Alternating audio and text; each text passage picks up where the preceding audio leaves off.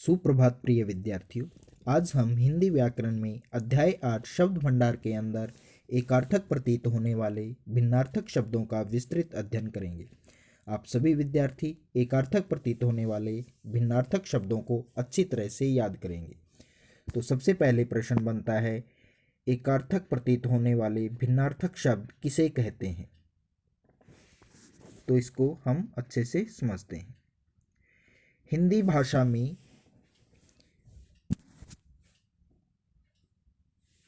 भाषा में ऐसे शब्द पर्याप्त मात्रा में मिलते हैं जिनके ऊपर से देखने पर अर्थ में कोई अंतर दिखाई नहीं देता, किंतु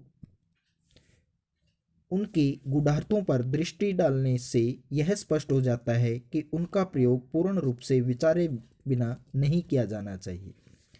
तो प्रिय विद्यार्थियों, हिंदी भाषा में ऐसे शब्द पर्याप्त मात्रा में मिलते हैं जिन्हें ऊपर से देखने पर अर्थ में कोई अंतर दिखाई नहीं देता, किंतु उनके गूढ़ार्थों पर दृष्टि डालने से यह स्पष्ट हो जाता है कि उनका प्रयोग पूर्ण रूप से विचारे बिना नहीं किया जाना चाहिए।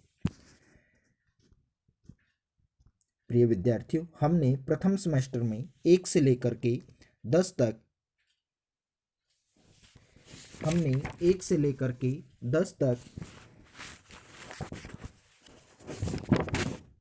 एकार्थक प्रतीत होने वाले भिन्नार्थक शब्दों को याद कर लिया था। अब हम द्वितीय सेमेस्टर में नंबर 11 से लेकर के 20 तक याद करेंगे। तो सबसे पहले है नंबर 11, अनुपम और अद्वितीय। तो दोनों शब्द बेटा एक जैसे प्रतीत होते हैं, अनुपम और अद्वितीय। तो अब हम इनको अर्थ के द्वारा समझते हैं। अनुपम होता है जिसकी दूसरे के साथ उपमा न दी जा सके, और अद्वितीय जिसके समान कोई दूसरा न हो। तो बेटा अनुपम और अद्वितीय अगर गूढ़ार्थ हम इनके देखते हैं तो ये दोनों ही भिन्न हैं। जैसे अनुपम जिसकी दूसरे के साथ उपमा न दी जा सके, और अद्वितीय जिसके समान कोई दूसरा न हो। नंबर 12, अनबन और खटपट। अनबन होता है आपस में न बनना, और खटपट होता है किसी बात पर आपस में लड़ना। नंबर 13, अंतःकरण और आत्मा। अंतःकरण होता है बेटा विवेक शक्ति, और आत्मा होता है चेतन तत्व जो हर जीव में होता है। नंबर 14, परामर्श और मंत्रणा।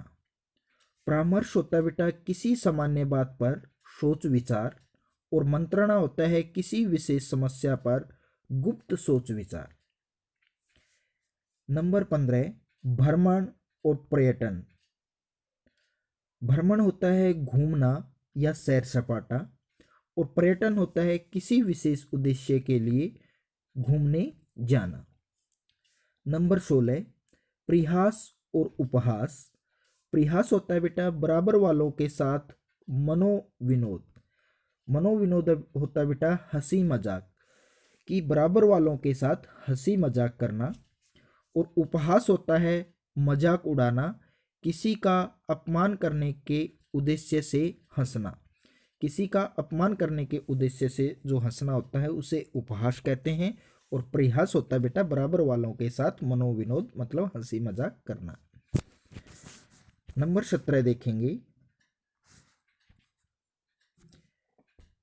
प्रेम और स्नेह और वात्सल्य। प्रेम होता है मनुष्य के प्रति स्वाभाविक बंधन प्रेम होता है, और स्नेह होता है छोटों से प्रेम, और वात्सल्य होता है बेटा माता का बच्चों से प्रेम। वात्सल्य माता का बच्चों से जो प्रेम होता है उसे वात्सल्य कहते हैं। नंबर 18 देखेंगे, पुष्प और कुसुम। पुष्प होता है इसमें गंध का होना जरूरी नहीं। पुष्प में बेटा गंध का होना जरूरी नहीं, और कुसुम होता है गंध वाला फूल। नंबर 19, प्रणाम और नमस्ते। दोनों देखने में एक जैसे प्रतीत होते हैं, परंतु दोनों में अर्थ अगर हम इनके गूढ़ार्थ को देखते हैं तो दोनों के अर्थ भिन्न हैं। प्रणाम क्या होता है बेटा? बड़ों के प्रति आदर प्रकट करने के लिए। ठीक है, तो प्रणाम कहना बड़ों के लिए उचित होगा। और नमस्ते और नमस्कार बराबर वालों के लिए इसका प्रयोग होता है। और नमस्ते और नमस्कार बेटा बराबर वालों का इनका प्रयोग होता है जो हमारी उम्र के हैं। और प्रणाम हमसे जो बड़े हैं उनको हम नमस्कार के रूप में प्रणाम बोलना चाहिए। नंबर 20, सेवा और शुश्रूषा। सेवा होती है किसी को आराम पहुंचाना और शुश्रूषा होती है रोगी की सेवा करना। तो प्रिय विद्यार्थियों, आपको एकार्थक प्रतीत होने वाले भिन्नार्थक शब्द अच्छे से समझ में आ गए होंगे। आप भी इनको अच्छे से समझ करके इनके अर्थों को, गूढ़ार्थों को अच्छे से याद करेंगे। अब बुक के अंदर दी गई एक्सरसाइज क्या सीखा को अपनी अपनी पेंसिल की सहायता से इसको पूर्ण करेंगे।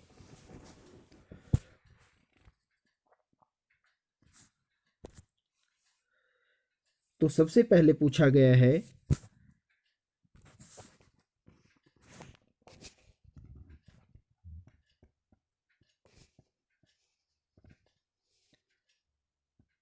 निम्नलिखित शब्दों के अर्थ लिखिए। कुछ शब्द यहाँ पर भी दे दिए गए हैं जिनके आपको अर्थ लिखने हैं।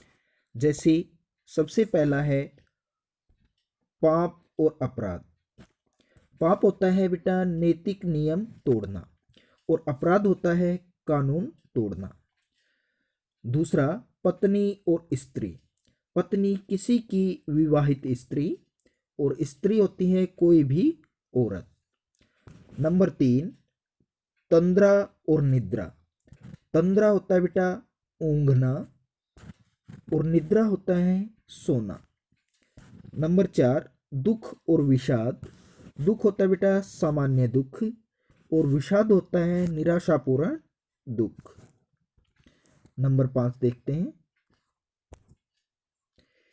कृपा और दया। कृपा होती है बेटा दूसरे की सहायता करने की सामान्य जो इच्छा होती है उसे कृपा कहा जाता है। और दया दूसरे का दुख दूर करने की जो इच्छा होती है उसको दया कहा जाता है। तो कृपा दूसरे की सहायता करने की सामान्य इच्छा और दया दूसरे का दुख दूर करने की इच्छा। नंबर 6 तृप्ति और संतोष। तृप्ति होता है आवश्यकता पूरी होने पर मिलने वाली मानसिक शांति और संतोष होता है संतुष्ट हो जाना। नंबर 7 अधिक और काफी। अधिक होता है आवश्यकता से अधिक और काफी होता है बेटा पर्याप्त। नंबर 9 ग्रंथ। नंबर 8 ग्रंथ और पुस्तक। ग्रंथ बड़ी एवं गंभीर विषय वाली पुस्तक।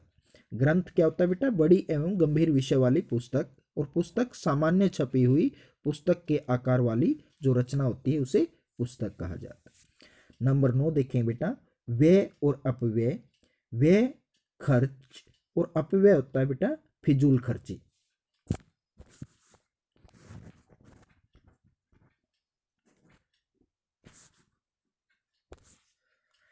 नंबर 10 आदरणीय और माननीय।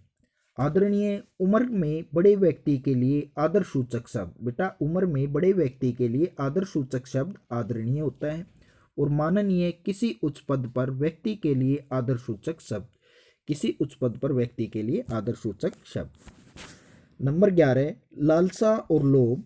किसी वस्तु को और अधिक पाने की इच्छा। लालसा होती है बेटा किसी वस्तु को और अधिक पाने की जो इच्छा होती है उसको लालसा कहते हैं। और लोभ होता है किसी वस्तु को प्राप्त करना। नंबर 12 कष्ट और क्लेश। कष्ट होता है सभी प्रकार के दुख और क्लेश होता है बेटा मानसिक दुख। नंबर 13 कार्य और कर्तव्य। कार्य होते हैं सामान्य आवश्यक कार्य कर्म। कार्य बेटा सामान्य आवश्यक कर्म और कर्तव्य होता है करणीय कार्यों को करने की जो जिम्मेदारी होती है उसको कर्तव्य कहा जाता है। नंबर 14 स्नेह और वात्सल्य। स्नेह होता है बेटा छोटों से प्रेम और वात्सल्य होता है माता का बच्चों से प्रेम। नंबर 15 इच्छा और अभिलाषा। इच्छा किसी वस्तु के लिए सामान्य जो इच्छा होती है उसको इच्छा कहा जाता है, और अभिलाषा कोई विशेष जो इच्छा होती है उसको अभिलाषा कहते हैं। नंबर 16 देखें बेटा, पुष्प और कुसुम। पुष्प, इसमें गंध का होना जरूरी नहीं, पुष्प के अंदर इसमें गंध का होना जरूरी नहीं, और कुसुम होता है बेटा गंध वाला फूल। नंबर 17 अवस्था और आयु। जीवन का बीता हुआ जो काल होता है उसको अवस्था कहते हैं बेटा, और आयु जीवन की सारी जो अवधि होती है उसको आयु कहा जाता है। नंबर 18 अनबन और खटपट। अनबन होता है आपस में न बनना, और खटपट होती है बेटा किसी बात पर आपस में जो झगड़ा होता है उसे खटपट कहा जाता है। अब देखेंगे एक्सरसाइज नंबर 6।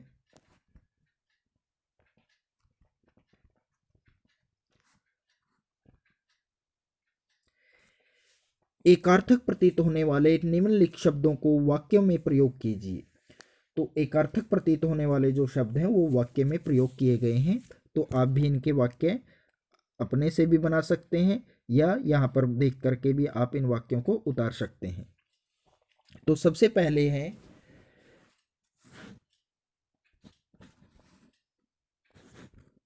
सबसे पहला वाक्य है, पहला है अहंकार और अभिमान। अहंकार, रावण अहंकारी हो गया था, और दूसरा अभिमान, राहुल अभिमानी है क्योंकि वह दूसरों को तुच्छ समझता है। नंबर 2 आज्ञा और आदेश। पिताजी ने शहर जाने की आज्ञा दी, और आदेश गुरुजी ने पुस्तक लाने का आदेश दिया। पाप और अपराध।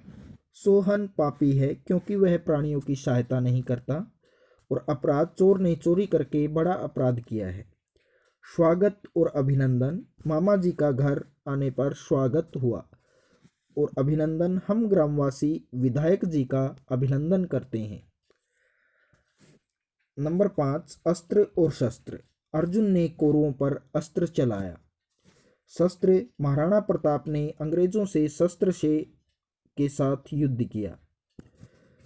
नंबर 6 प्रयास और उद्योग। हमें सफलता पाने के लिए प्रयास करने चाहिए।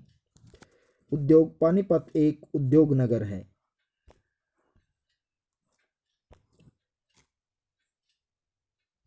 7 अहंकार और अभिमान। हमें अहंकार नहीं करना चाहिए। अभिमान, हमें कभी भी अभिमानी नहीं होना चाहिए। नंबर 8 ज्ञान और विवेक। गुरुजनों के पास ज्ञान का भंडार है।